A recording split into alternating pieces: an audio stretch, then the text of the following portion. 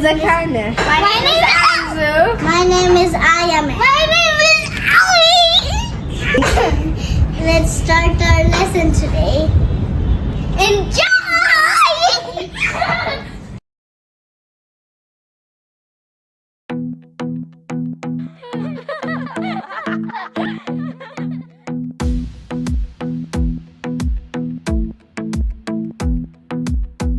I like to think about the goodness of the Lord. He gives me everything I need and so much more. So I just want to lift my hands and say that I love Him. I just want to lift my heart in praise. And I want to be thankful. I want to be grateful. I want to remember everything that the Lord has done. I want to be thankful. I want to be grateful. I want to be, I want to be, I want to be.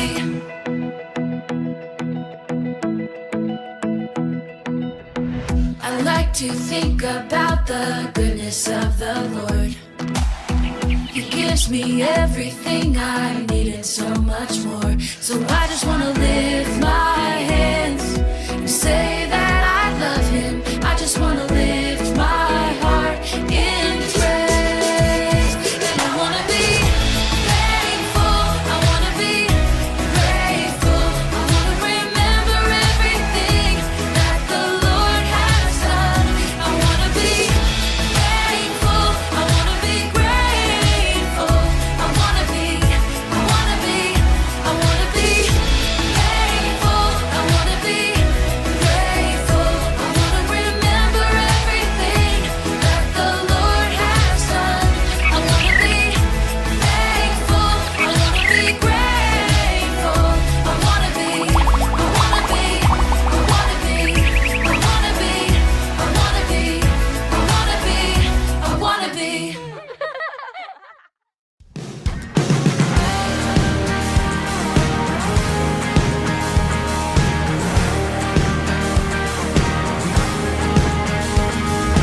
We won't fear the battle, we won't fear the night. We will walk the valley with you by our side. You will go before us, you will lead the way. We have found the refuge only you can save. Sing with joy now, our God is for us. The Father's love is a strong and mighty fortress. Raise your voice now, no love is greater. Who can stand against us if our God is for us?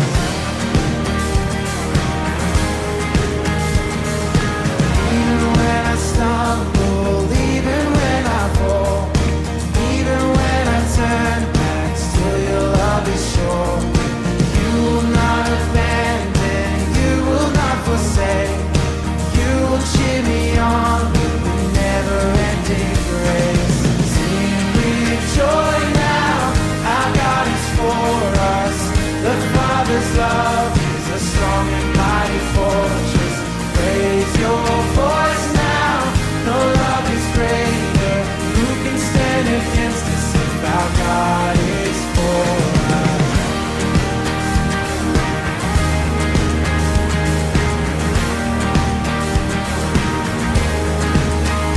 Neither height nor depth can separate us. Hell and death will not defeat us. He who gave His Son to free us holds me in His love. Neither height nor depth can separate us. Hell and death will not defeat us. He who gave His Son to free us holds me in His love. Sing with joy now, our God is for us. The Father's love is a strong and mighty fortress. Raise your voice now, no love is greater. Who can stand against us if our God is for us. Sing with joy now, our God is for us. The Father's love is a strong and mighty fortress. Raise your voice now, no love is greater. Who can stand against this if our God is for us?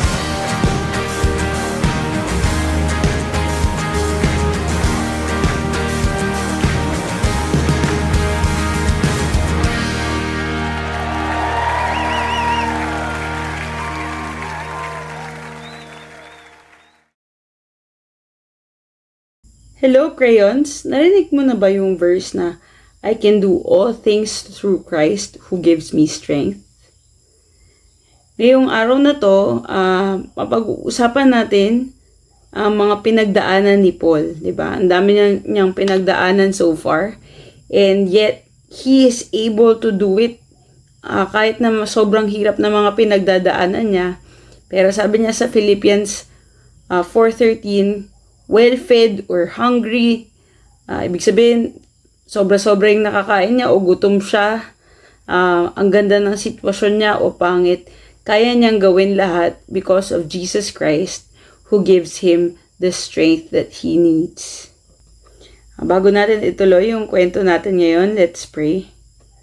Lord Jesus, I pray Lord na tulungan mo kaming makita ang life ni Paul at ang tuloy-tuloy na pagsunod niya sa iyo in the midst of suffering and patuloy na pagpapakilala niya sa iyo in season or out of season.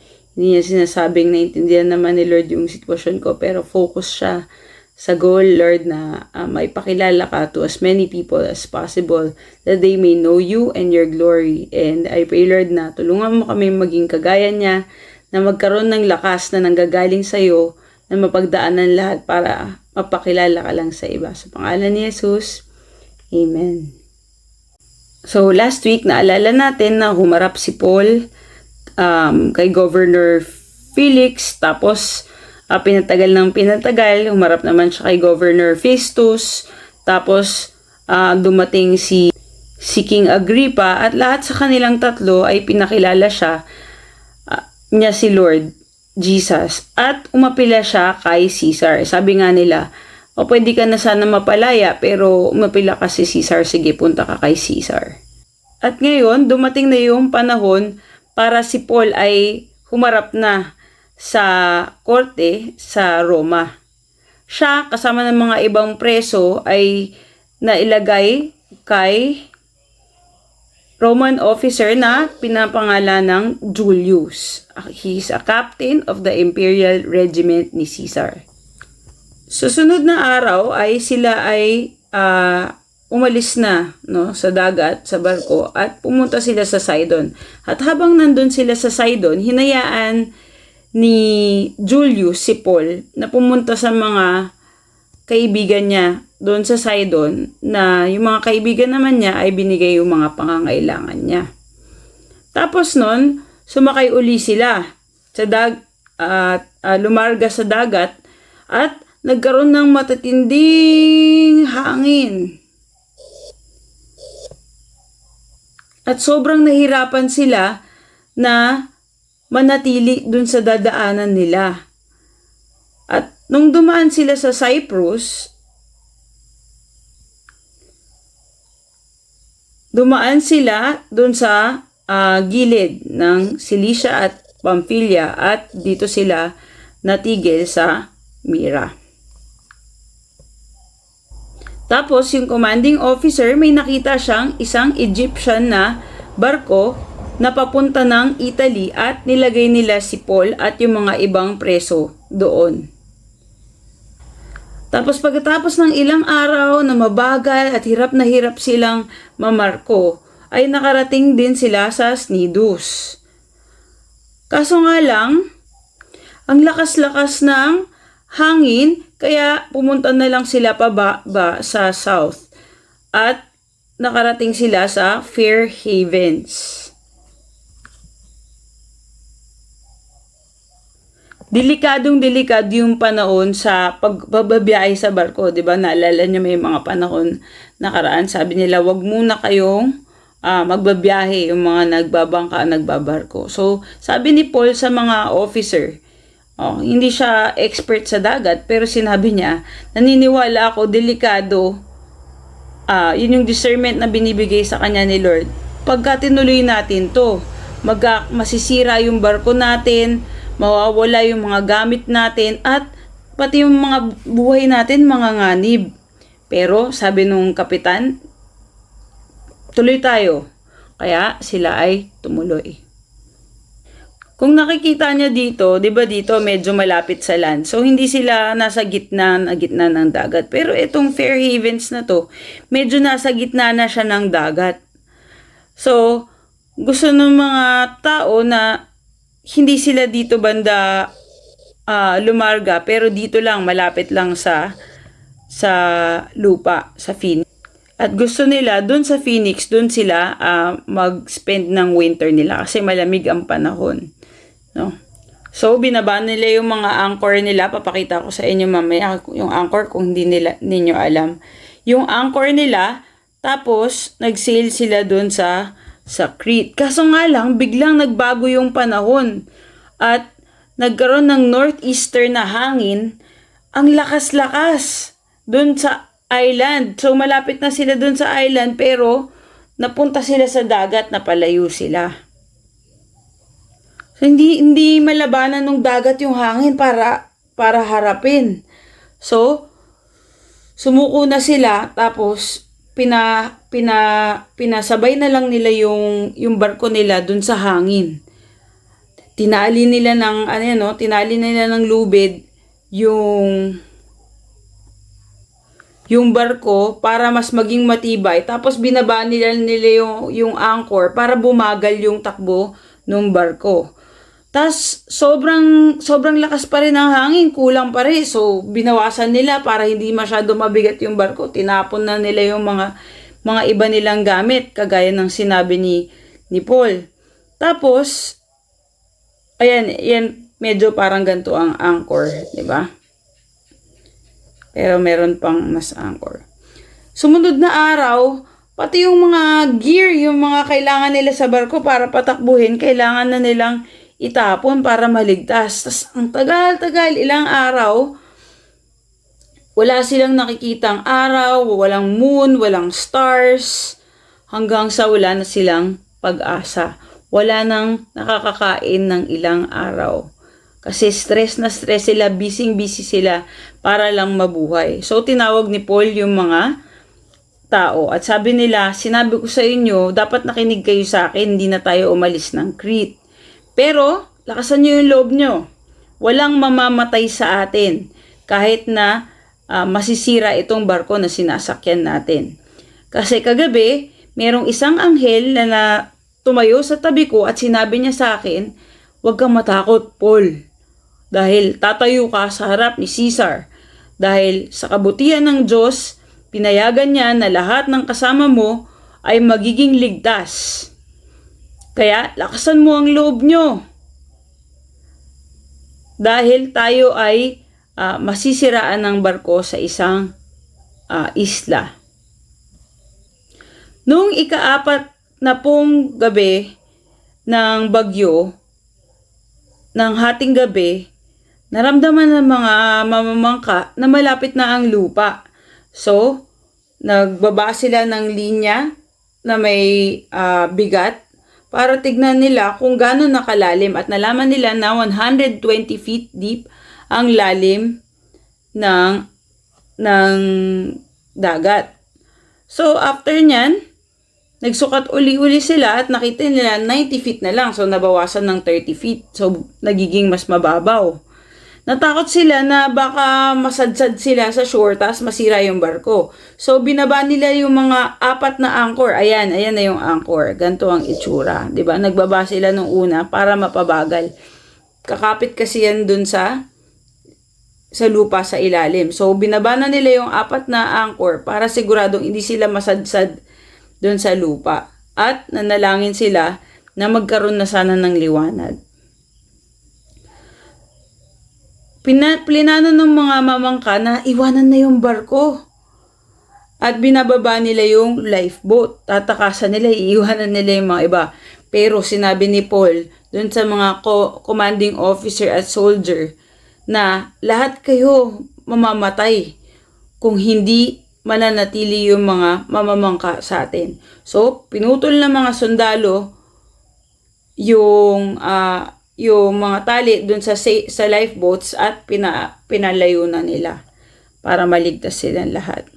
So, nung paumaga na, sabi ni Paul, kain na kayong lahat ngayon para sa ikabubuti nyo. Dahil kailangan natin ng lakas. Dahil walang kahit isa sa atin na mamamatay kahit isang hibla ng buhok ninyo. So, kumuha siya ng tinapay, Last Supper, nagpasalamat siya kay God at pinunit niya, kinain niya at pinamigay niya dun sa mga iba. Lahat ng 276 na nandun ay nagkaroon ng lakas ng loob at kumain din sila. And pinagaan pa nila lalo yung barko, tinapon pa nila yung mga iba nilang gamit.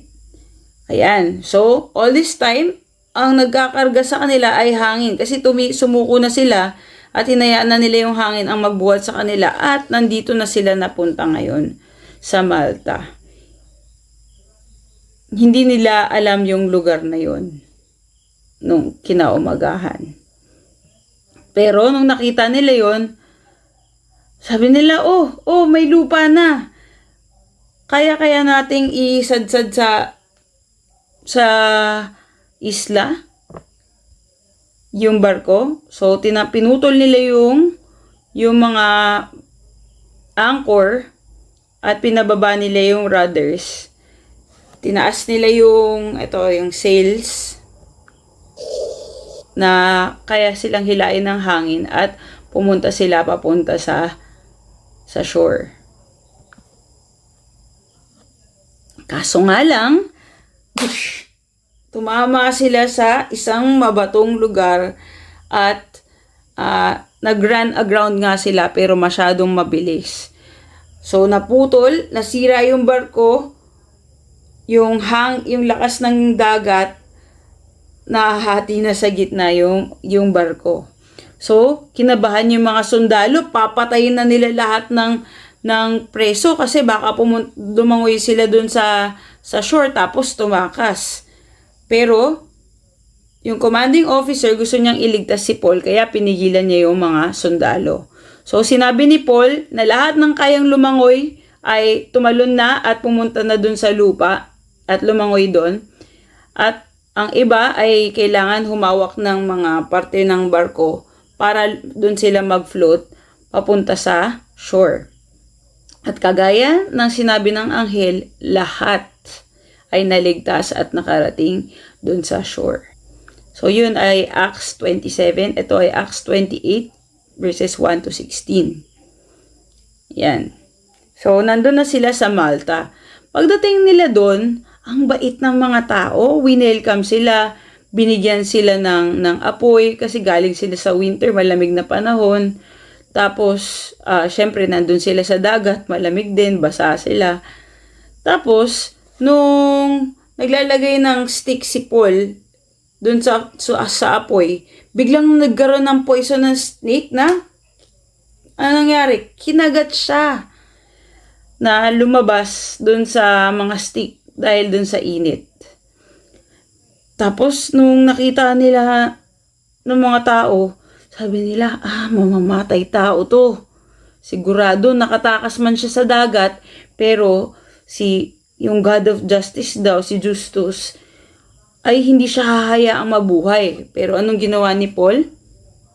I can do all things through Christ who strengthens me. Sa patuloy na pagsunod niya kay Lord, pinagpaglang niya yung ahas. Inaasahan ng mga tao na siguro lalaki yung kamay niya, mamamaga, tas mamamatay siya.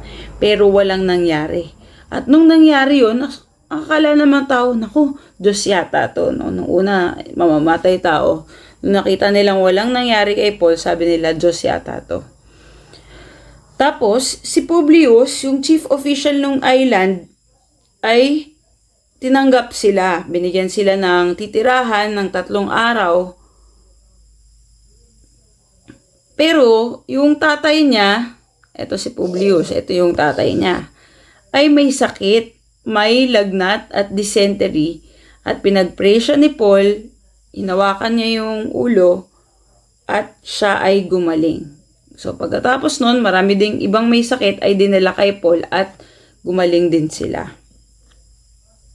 3 buwan after nung masiraan sila, sumakay uli sila sa barko at na nag-winter doon sa island ng Malta. Tumigil sila sa Syracuse ng 3 araw, pumunta sa Rhegium, 1 araw pumunta sa Puteoli. At doon may mga nakita pa silang Kristiyano na inimbita sila na tumigil muna ng 1 linggo sa kanila. Tapos tumuloy pa sila norte papunta sa Roma. At yung mga Christian doon, narinig nila yon, kaya nagbiyahe sila para pumunta kay Paul doon sa forum on the Appian Way. At nag-join sila kay Paul sa 3 taverns. So, ayan, nagbiyahe sila para i-meet si Paul. At nung nakita sila ni Paul, lumakas ang loob niya at nagpasalamat siya sa Diyos. At nung dumating si Paul sa Roma, pinayagan siya na magkaroon ng sarili niyang tirahan, although may nagbabantay sa kanya na isang sundalo. Na nagtatapos ang kwento natin ngayon. Next week, makikita ninyo yung last days ni Paul. So, mahirap ang mga pinagdaanan ni Paul. Meron siyang discernment, wisdom na nanggagaling kay God. Hindi siya palaging pinapakinggan. Pero patuloy siya at nagawa niya na pagdaanan niya lahat ng mga bagay yun dahil kay Christ na nagbibigay lakas sa kanya. I can do all things through Christ who gives me strength. Let's pray. Lord Jesus, I pray, Lord, na tulungan mo po kami maging kagaya ni Paul, na tuloy-tuloy sa pagsunod sa inyo. At alam namin na kaya namin lahat sa tulong mo gawin. Makakayanan namin na tuloy-tuloy na sumunod sa iyo at hindi mo kami iwan, pababayaan sa mga plano mo sa aming buhay para maipakilala ka. Salamat po sa pangalan ni Jesus. Amen. God bless you. Hi guys, I'm Kuya Zach, and it's memory verse time. And for our verse today is Philippians 4:13. Let us read. I can do everything through Him who gives me strength. Philippians 4:13. Now, let us remove line per line every time we read it. Let us remove Philippians 4:13. Now let us read. Philippians 4:13. I can do everything through Him who gives me strength. Philippians 4:13. Now let us move I can do. Now let us read Philippians 4:13. I can do everything through Him who gives me strength. Philippians 4:13. Now let us move everything through Him. Now let us read Philippians 4:13. I can do everything through Him who gives me strength. Philippians 4:13. Now let us remove everything. Now let us memorize. Philippians 4:13. I can do everything through Him who gives me strength. Philippians 4:13. Good job.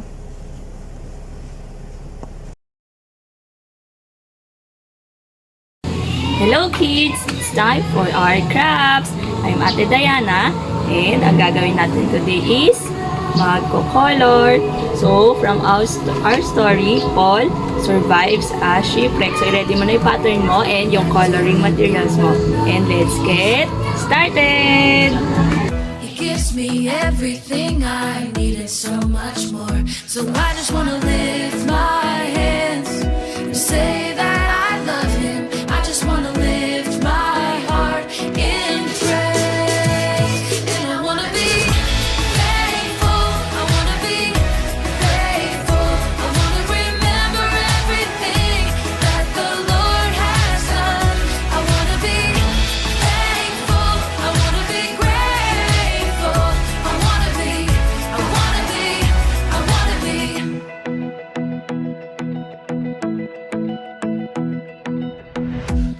like to think about the goodness of the Lord. He gives me everything I need and so much more. So I just wanna live